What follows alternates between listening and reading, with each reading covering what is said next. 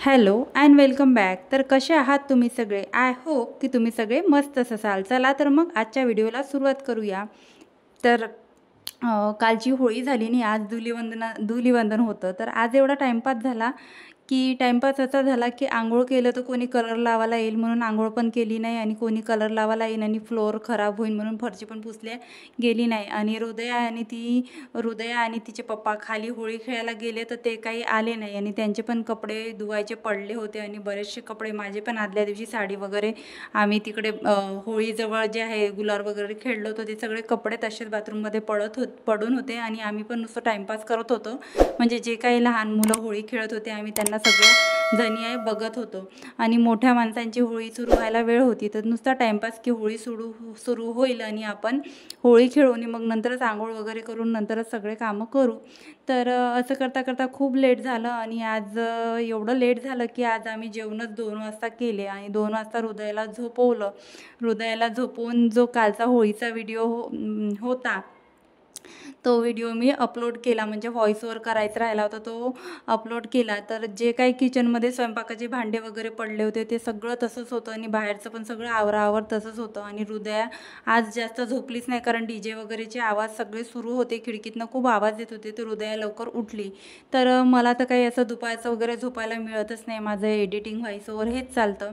तर म्हटलं चला हृदया उठली आहे तर आपण घर वगैरे आवरून घेऊया, कपड्यांच्या घड्या पण करून घेऊया कारण ती 2 वाजता झोपली आणि 1 तास झोपली असेल आणि नुसती उठली आणि मग 1 तास असा टाईमपास झाला. आणि मग म्हटलं चहा वगैरे घेऊया. तसेच 4 ते 5 आम्हाला तसेच वाजले टाईमपास करण्यात. आणि मिस्टर वगैरे घरी असले आणि सगळे घरी असले तर आपण थोडा टाईमपास होता, आपण टाईम वगैरे स्पेंड करतो एकमेकांसोबत, गोष्टी वगैरे बोलणं चालणं वगैरे होते. आणि हृदया खूप त्रास देते तिच्या पप्पांना.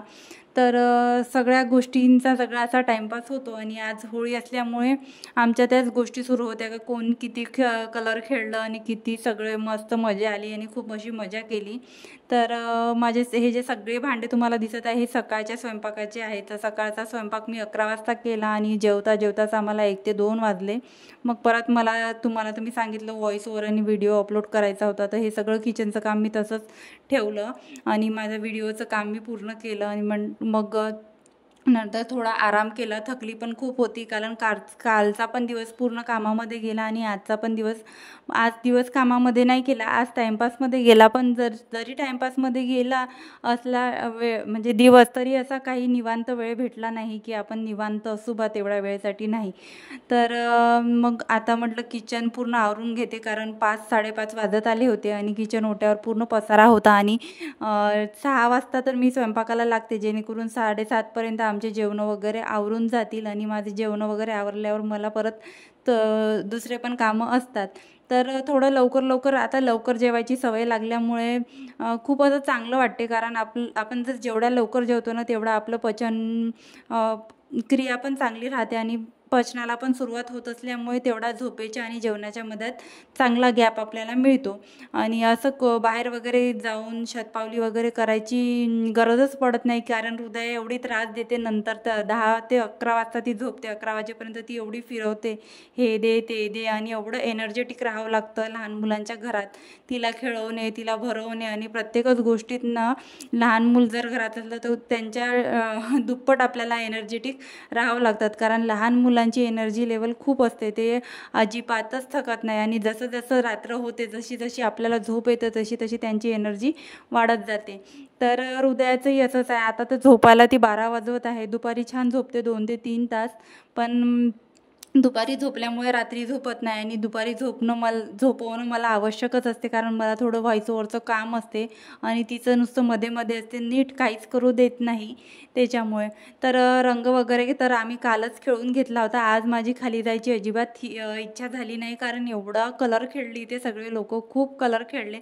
मी सगळी दुरून मजा बघितली. आणि सध्या मी इथे नवीन असल्यामुळे मला कोणी एवढा फोर्स केला नाही. फक्त 1-2 ताईंनी मला बोलवलं होतं तिथे जाऊन जाऊन मी त्यांना कलर लावून आली आणि मी पण थोडासा कलर खेळून आली. आणि जे खूप जास्त कलर खेळत होते तिथे तर मी अजिबात गेली नाही. आणि हृदया आणि तिचे बाबा तर मस्त खेळून आले. तिच्या मैत्रिणी वगैरे होत्या, तिच्या मैत्रिणी आहे छोट्या छोट्या, तर त्यांच्यासोबत हृदया मस्त कलर वगैरे खेळून आली.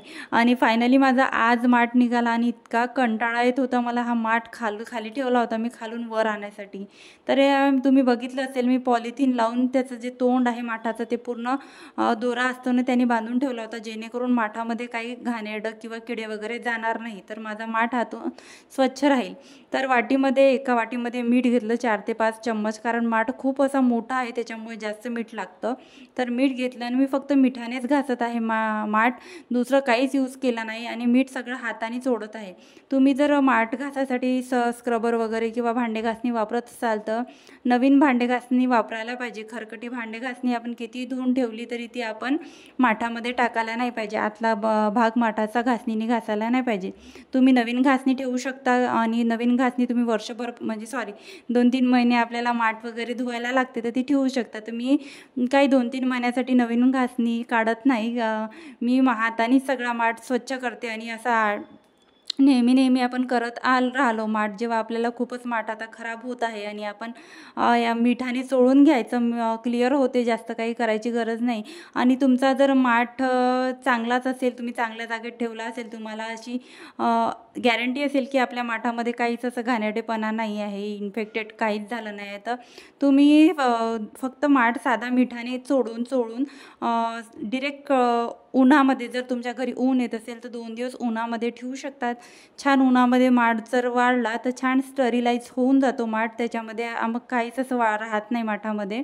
आणि जुना माठ असला ना तर जुना माठ कधीही चांगला असतो, त्याचं काही आपल्याला जास्त घासून हे ते करायसाठी त्याचे छिद्र मोकळे होईल बा एवढं त्याचं काही नसतं. आपण मागच्या वर्षीच तो वापरला असतो. आणि कोणी तर माठातलं पाणी 12 महिने पण पितात, जसं माझ्या माहेरी माठ ठेवलेला असतो बाहेर आणि आम्ही सगळे 12ही महिने माठातलं पाणी पितो, फ्रीजचं पाणी आम्ही पित नाही. तर इथे मी ठेवत नाही, कारण माझं ओटा तर छोटा आहेच, हा काउंटर टॉप, आणि बाहेर पण जागा नाही आहे. बाहेर छोटीशी गॅलरी आहे, तिथे माझं भांड्याचं टोपलं, डस्टबिन, सिलेंडर वगैरे या सगळ्या गोष्टी आहे. मी झाडं पण ठेवू शकत नाही, तर हा एवढा मोठा माठ तिथे बसतच नाही. तर मग मी माठ ठेवून देते. आणि फिल्टर आता लावला आहे, नाही तर माझं छोटंसं एक कॅन होती त्यामध्ये मी पाणी ठेवायची. तर साधं पाणी मी भरून ठेवलं आहे, जे वापरायसाठी पिण्यासाठी घेत नाही, साधं जे नळाचं पाणी येते ते यामध्ये भरून ठेवलं आहे. आणि हे ओव्हरनाईट मी ठेवणार आहे. आता 5:30 वाजले आहे. उद्या सकाळी मी हा माठ वॉश करून घेईल आणि हा माझा माठ पाणी पिण्यासाठी तयार होईल आणि मस्त थंड पाणी मी एन्जॉय करीन. आणि तुम्ही पण या थंड पाणी प्यायसाठी.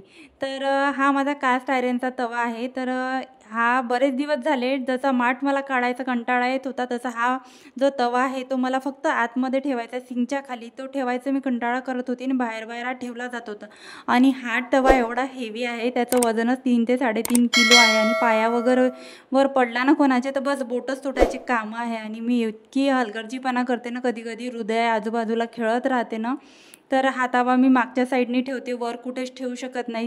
सिंक आहे ना, सिंकच्या एकदम भिंतीला टेकून हा तवा मी एका कॉटनच्या पिशवीमध्ये ठेवते, जेणेकरून त्याला रस्ट वगैरे लागत नाही, ऑइलिंग वगैरे. आणि बिडाची वस्तू आपल्याला थोडी ऑइलिंग वगैरे करूनच ठेवावं लागतात. तर हा जो सिंक एरिया आहे इथे पण सगळ्या पॉलिथिन वगैरे जमल्या होत्या, सगळं नुसतं टाकण्यात आलं होतं, कारण सणसूद असले का आपल्याला एवढे घाई असते, जे हातात येईल ते आपण कोंबण्याचं काम करतो आणि कसं लवकर काम होईल तेच बघतो. तर खूप असं काल झालं होतं मेसी माझं किचन. तर आज मी संध्याकाळच्या वेळेला आवरायला घेत आहे, तुम्ही बघू शकता किती वाजले आहे. तर असं काही नाही, आपण अर्धा तास जरी आपल्या कामांना दिला तर आपले कामं होऊन जातात आणि आपण नंतर करू म्हटलं तर तसंच पेंडिंग राहतात आणि आपण त्याच्यामध्येच ॲडजस्ट करत राहतो. तर माझे सगळे कामं बऱ्यापैकी आवरले, 6च्या आत माझे सगळे कामं होऊन जातात. करतो म्हटलं तर आपलं होऊन जातो, जास्त वेळ लागत नाही, प्रत्येक कामाला 5 मिनिट पण लागत नाही. पण बरेच दिवस झाले मला माठ फक्त खालून आणायचा कंटाळा येत होता, कारण मी जर खाली गेली तर हृदया पण मागे येते आणि हृदया मागे आली तर ती खाली तर येते पण वरती यायचं नावच घेत नाही, ती तिथूनच चलभूर करते. आता तिला कुठे भूर नेणार कामाच्या मध्येच. तर आज तिचे पप्पा घरी होते, तर म्हटलं तुम्ही थांबा, मी माठ खालून घेऊन येते आणि आज धुवूनच टाकते माठ. आणि गरम पाणी पिल्याच जात नव्हतं, खूप तहानच चालली नव्हती आणि उष्णता पण वाढते जास्त गरम पाणी पिलं तर, आणि माठातलं पाणी पिलेलं कधीही चांगलं. तर माठ मी घेऊन आली वर आणि आधी संध्याकाळच्या आधी म्हटलं आधी सगळं झाडून घेऊया, बाहेरचं वगैरे सगळं झाडून घेऊया. आणि कामाला लेट झालं आणि आपण जर कामाचा कंटाळा केला तर एवढा कंटाळा होतो की कामच होत नाही, कामच उरकत नाही. आणि एक जर काम आपण हाताशी घेतलं, छोट्या कामापासून जर आपण सुरुवात केली, जसं मी कपडे घड्या केलं, तर मला म्हणजे यावेळेत हृदया खाली गेली होती तिच्या पप्पांसोबत. आणि माझं असं आहे, हृदया जर खाली वगैरे कुठे गेली असली तर मी फास्ट जे काही काम आहे ते आवरून घेत असते, जेणेकरून हृदयाला पण मी टाईम देऊ शकेल. आणि कसं लहान बाळ आहे, असं मला कधी कधी वाटते की मी तिला टाईम देऊ शकत नाही बरोबर. तर हे जे प्लांट आहे तर हे मला असं बाहेर पडलेलं दिसलं होतं, तर मी उचलून घेऊन आली. आणि हा जो पॉट आहे हा लस्सीचा आहे. माझे मिस्टर एका शॉपमध्ये लस्सी प्यायला गेले होते, तर तिथे त्यांना पॉट भेटला, तर ते घेऊन आले, कारण मला अशा अँटिक वस्तू आवडतात. तर खूप छान पॉट आहे तो मातीचा. आणि ते झाड एवढं छान आहे, स्नेक प्लांट. आता माझ्याकडे माती नाही आहे म्हणून मी पाण्यामध्ये ठेवलं आहे. तर 2-3 दिवस झाले ते प्लांट आणलं आहे, पण त्याची ठेवायची काही म्हणजे त्याचं काही तुम्हाला शेअर करण्यातच आलं नाही. तर तसेच माझ्या ज्या 2 साड्या मला काकूंनी आणून दिल्या पिको फॉल करून, त्या पण बाहेर पडल्या होत्या. आणि एवढी रिस्क घेतली मी, होळीच्या दिवसात साड्या बाहेर ठेवल्या, नवीन साड्या बाहेर ठेवल्या. आणि माझी ताई आणि आई आली होती, त्यांनी पण माझ्या ज्या काही साड्या होत्या गावी त्या आणल्या. आणि एक ही जी पिवळी साडी दिसत आहे ही एक्स्ट्रा साडी माझ्यासाठी ताईनी नवीन घेतली, ती आणली. त्या सगळ्या साड्या ठेवायच्या होत्या आणि फक्त सगळं कोंबायचं काम केलं. आणि हे 8 ते 15 दिवस कसे गेले आणि सगळं पाहुणे सणवार याच्यातच माझे गेले. मला असा वेळच भेटला नाही की व्यवस्थित घराकडे लक्ष देईल. आणि ही साडी मी तुमच्यासोबत आताच मागच्या व्लॉगमध्ये शेअर केली होती. खूप सुंदर साडी आहे ही, पण आता मला पिको फॉल करून व्यवस्थित भेटली आहे. फक्त आता याचा ब्लाऊजचा जुगाड व्हायचा आहे. आणि ही स्वेटशर्ट, शॉल आणि टोपी माझ्या ताईने आणली आहे शिमल्यावरून. आता तर पूर्ण विंटर गेला, आता समर लागला आहे. बघू आता घातल्यावर नक्की शेअर करेल. चला तर मग कसा वाटला माझा आजचा व्हिडिओ मला कमेंटमध्ये नक्की सांगा. आणि हो, व्हिडिओ जर आवडला असेल तर व्हिडिओला एक लाईक आणि चॅनलला सबस्क्राईब करायला विसरू नका. भेटूया अशाच एका नवीन व्हिडिओ ब्लॉगमध्ये. तोपर्यंत बाय बाय. मस्त राहा, मजेत राहा.